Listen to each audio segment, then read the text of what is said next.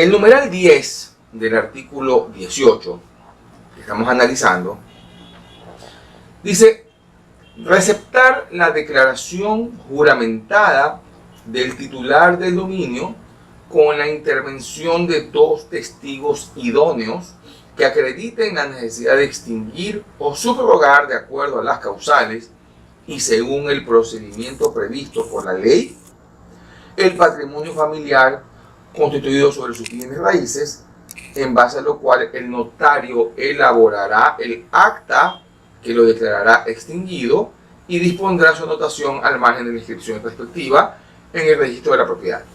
Bien, a ver, hay un segundo inciso, ya lo vamos a ver más adelante.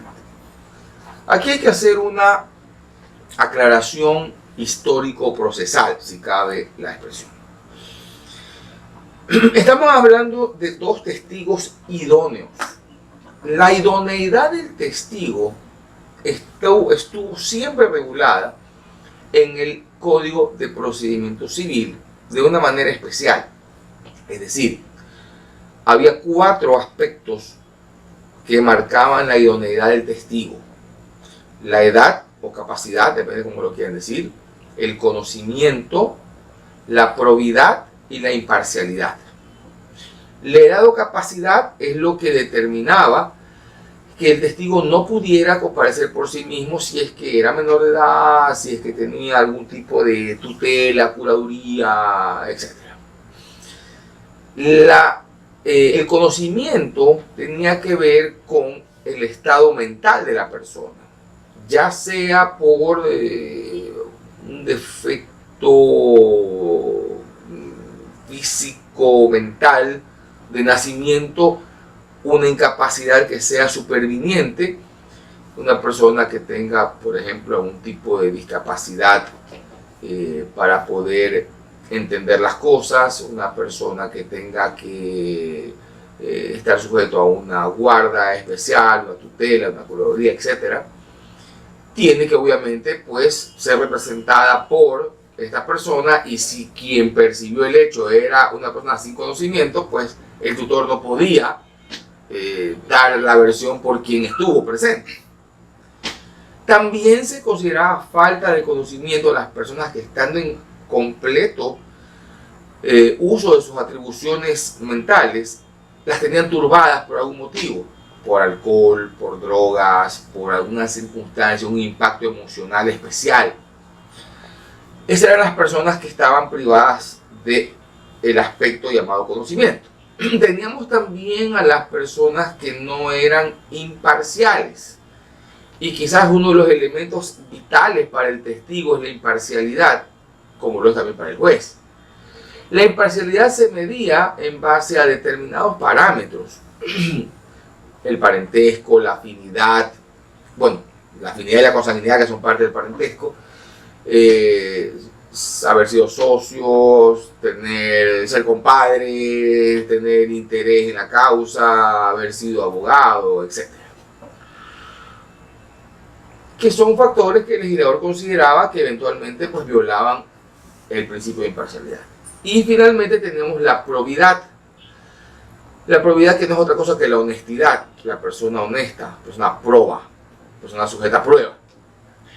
Y había también elementos que eran un poco, digamos, subjetivos. Por ejemplo, decía las personas entregadas a los vicios. Definamos vicio, ¿no?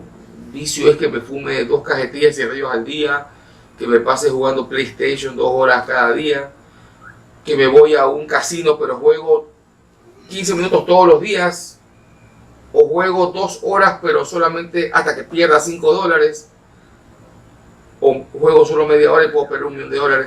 Los parámetros eran muy complicados. Siempre hubo discusión sobre los alcances de estos límites que puso el legislador.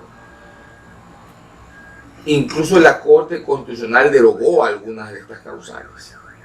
Pero el juez tenía que seguir este parámetro.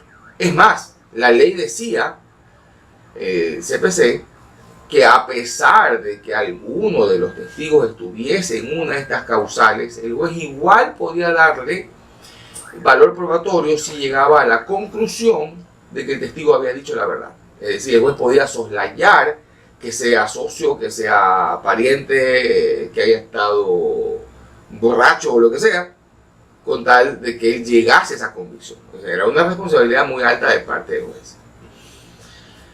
El COGEP trastoca esto. Y posiblemente lo que les acabo de decir, muchos de ustedes, que son abogados, lo tenían en sus cabezas, que no podía ser testigo, porque me estaba olvidando de algo. A su vez, cada causal, o cada parámetro, estos 4 parámetros, tenía pues 5, 10, un montón de causales adicionales. Era un pulpo. El COGEP vino y suprimió las causales. Ya no hay la clasificación de la falta de idoneidad del testigo por estos elementos. Simplemente dice que no son testigos idóneos cualquiera de estos 3.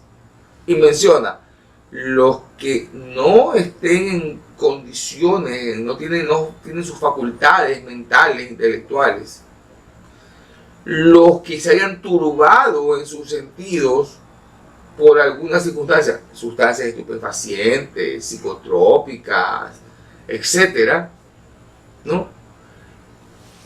Con lo cual está dándole al conocimiento, a la falta de conocimiento, prácticamente lo principal.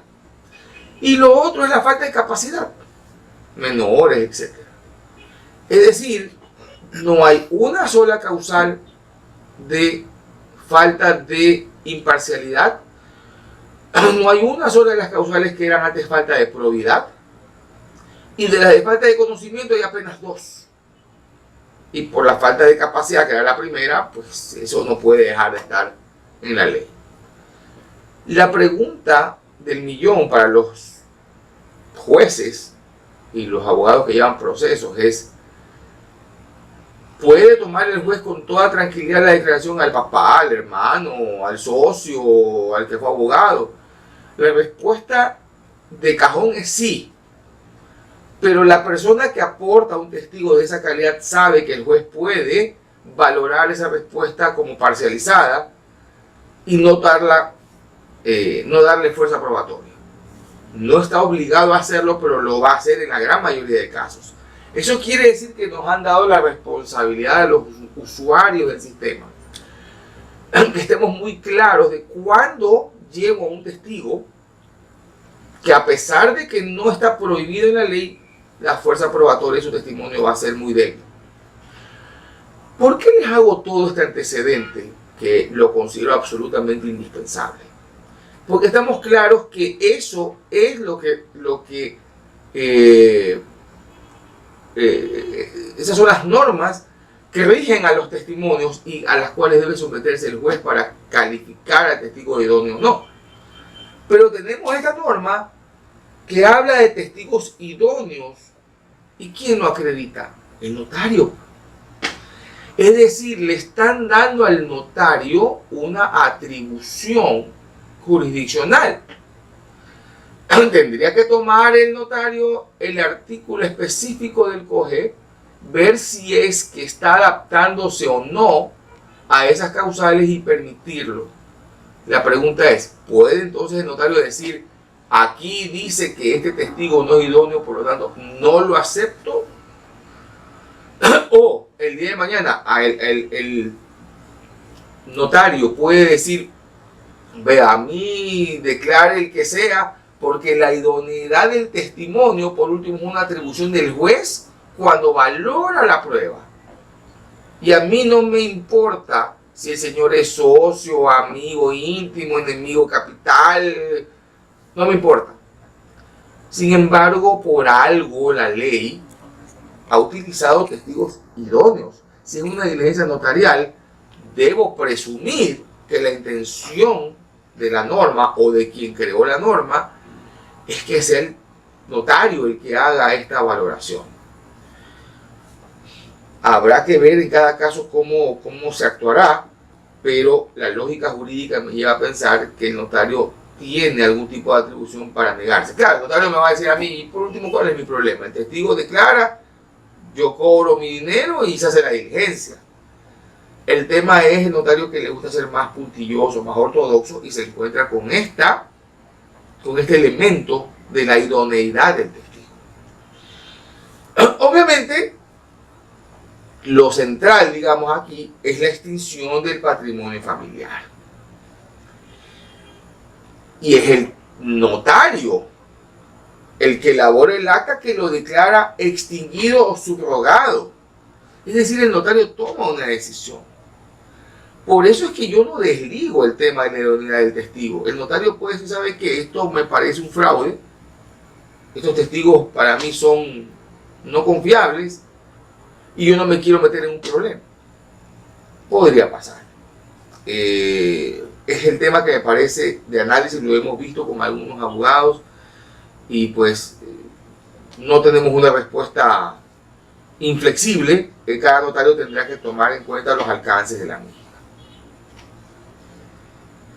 Termina la norma diciendo, en los casos en que el patrimonio familiar se constituye como mandato de la ley, en los casos en que la ley dice que tiene que haber como patrimonio familiar, por ejemplo, las determinadas viviendas que son financiadas por el IES, deberá adicionalmente contarse, con lo que había el extinto Banco Ecuatoriano de la Vivienda, me acuerdo también, deberá adicionalmente contarse con la aceptación de las instituciones involucradas.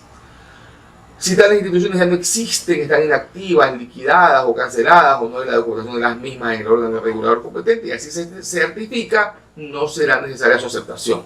Esto es un poco más que pídale permiso a su abuelito. Si su abuelito ya se murió, usted no le pida permiso. ¿No? Más o menos eso es lo que dice la norma. Si la ley, si ya la institución, el órgano, ya no existe, ya no se requiere la aceptación. Muchas gracias, nunca lo hubiera imaginado. Bueno. Seguimos al numeral 11. Receptar la declaración juramentada del titular de dominio con la intervención de dos testigos idóneos, volvemos al tema, que acrediten que la persona que va a donar un bien tenga bienes suficientes adicionales que garanticen su subsistencia, lo cual constará en el acta notarial, la que constituirá suficiente documento habilitante para realizar tal donación. Bien. La donación implica una necesidad, como una obligación legal de que existan testigos idóneos, de que acrediten que la persona tiene bienes suficientes que garantizan su subsistencia. Es decir, es una medida de protección. A pesar de que la ignorancia de la ley no exime a persona alguna, son medidas de protección que escoge la ley para evitar que a través de un engaño una persona quede sin lo elemental para subsistir.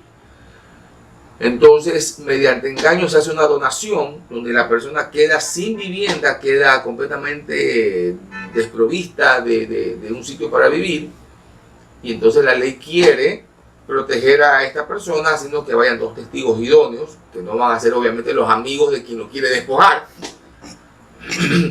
y tomar esa medida de precaución.